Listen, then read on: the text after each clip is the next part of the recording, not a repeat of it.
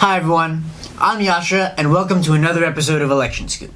Today we'll be talking about Vermont Senator Bernie Sanders, one of the Democratic frontrunners for President of the United States.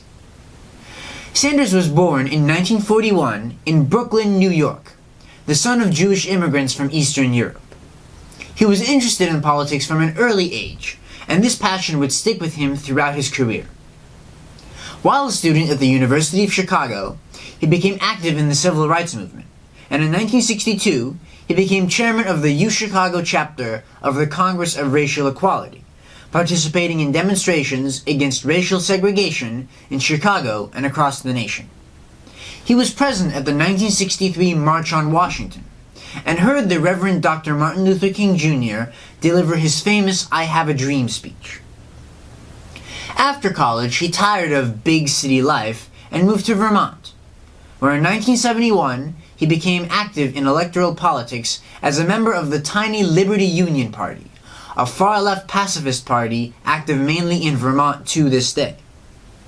In 1981, after a string of losses at the statewide level, he set his eyes on the mayorship of Burlington, Vermont. He defeated the long-time incumbent mayor and was comfortably re-elected 3 times. He gained attention for publicly identifying as a socialist, which during the Cold War was anathema to both Republicans and Democrats. In 1990, he was successfully elected to the House of Representatives, this time as an independent candidate. Known as one of the most liberal members of the House, he carried these messages over to the Senate when he was elected in 2006, and he maintains that Senate seat to this day. Bernie's ideology is probably more well known than any other candidate in the race. His signature plan is Medicare for All, which involves creating a single, public, taxpayer-funded insurance agency for all Americans. This new plan would cover everything from regular coverage to dental, vision, etc., and all private insurance would be prohibited. Medicare for All, however, is just the cornerstone in what Sanders sees as a complete restructuring of how people, companies, and the government interact with each other.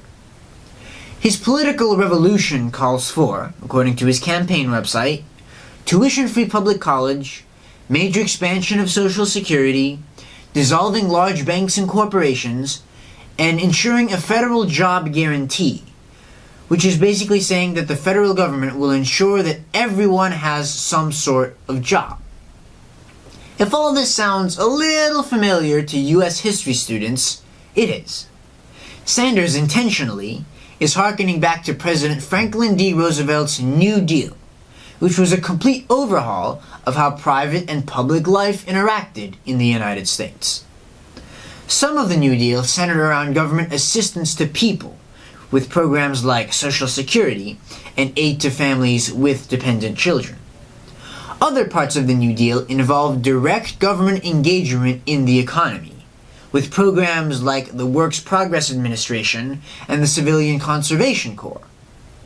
For the first time in American history, the government actively took a role in the economy not just as a regulator, but as a participant in and of itself. That's the era Sanders is hearkening back to. However, these programs certainly will be monumentally expensive, and much of the opposition to government participation in the economy, in President Roosevelt's time as in our time, involves the massive price tag. Sanders hasn't made clear how exactly he plans to pay for this top-dollar program, but he has a lot of options.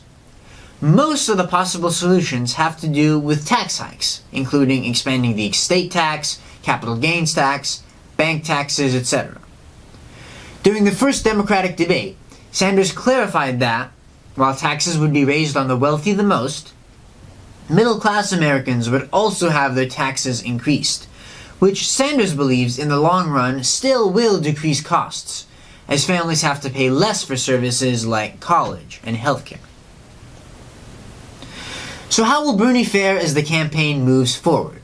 He was certainly popular in 2016, catching Hillary Clinton off her guard and running a great race. he still has millions of dedicated supporters all across the country who are ready to campaign and vote for him.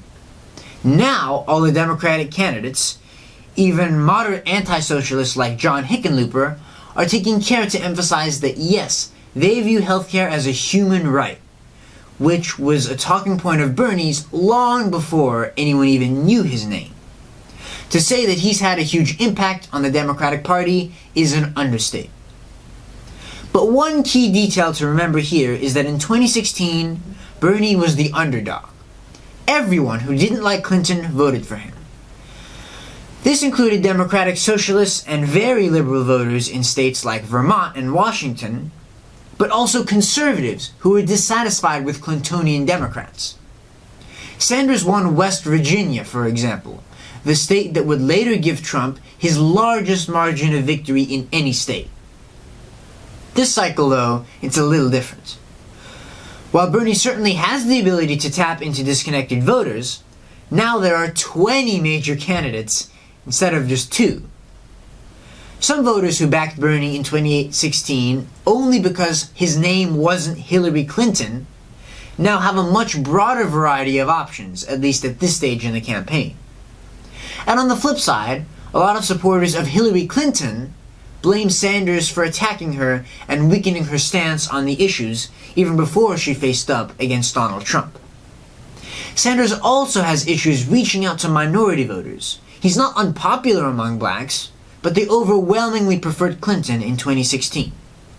In 2018, the Wall Street Journal, reporting from a rally in Charleston in South Carolina, a city where African Americans make up the vast majority of Democratic support, saw that there were almost no African Americans whatsoever in Bernie's audience. This could mean that Bernie is appealing to white Southerners who might not be inclined to support Democrats, but it could also mean that African Americans, who are a key part of the Democratic Party's modern electoral coalition, are not as enthusiastic towards Bernie, which could be a big problem. In the general election, Bernie's name recognition and charisma puts him ahead of Trump in nationwide head-to-head polls, as you can see here. But of course, we're still very early in the race. So can Bernie pull it off? In the end, only time will tell. Personally, I think he, along with Joe Biden, underperformed in the first Democratic debates.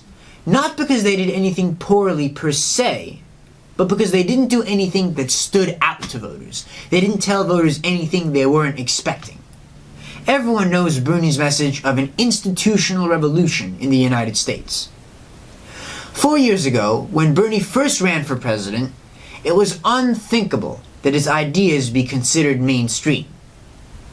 But the establishment underestimated his ability to get young voters enthusiastic about policies that affect their future. In just a few years, many, if not most, of Bernie's ideas have been incorporated into the Democratic platform. The question now is, with his policies having become talking points for basically all the Democratic candidates, if he can still stand out and be recognized for the original ideas he brought to the table. Here's a graph of the polling for each Democratic candidate. As you can see, Bernie has not been gaining the momentum he needs, and is now starting to slip into third or maybe even fourth, as opposed to the second place that he's been in this campaign so far. Even if Bernie doesn't become the nominee or the president, though, his movement, his revolution, will live on in American politics long after the campaigning is over. So thanks for watching, and remember, don't forget to vote.